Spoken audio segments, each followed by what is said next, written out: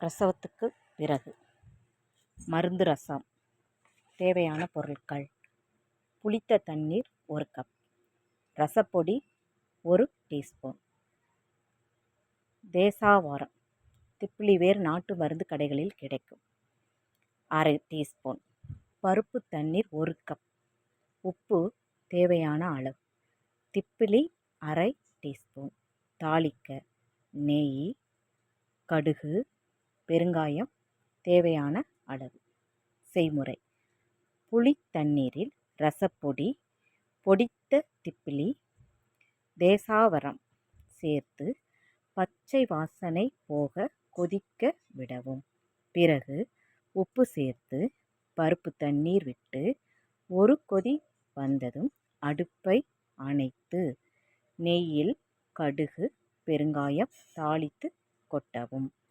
வைத்திய குறிப்பு: பிரசவித்த பெண்களுக்கு கொடுக்க ஏற்ற ரசம் இது.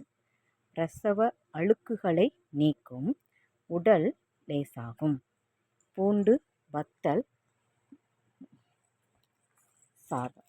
தேவையான பொருள்: சாதம் 1 கப், பூண்டு பல் 15, உப்பு 1 சிட்டிகை, மிளகுத்தூள் 1 சிட்டிகை, சீரகம் 1 டீஸ்பூன், நல்லெண்ணெய், நெய் தலா 1 டீஸ்பூன், பெருங்காயம் 1 சிட்டிகை.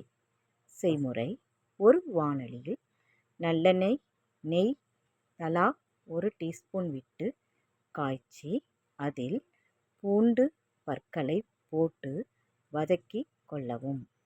1 கப் சூடான சாதத்தின் நடுவே குழி எடுத்து நடுவில் பூண்டு பற்களை போட்டு 10 நிமிடத்துக்கு சாதத்தை மூடிவிடவும்.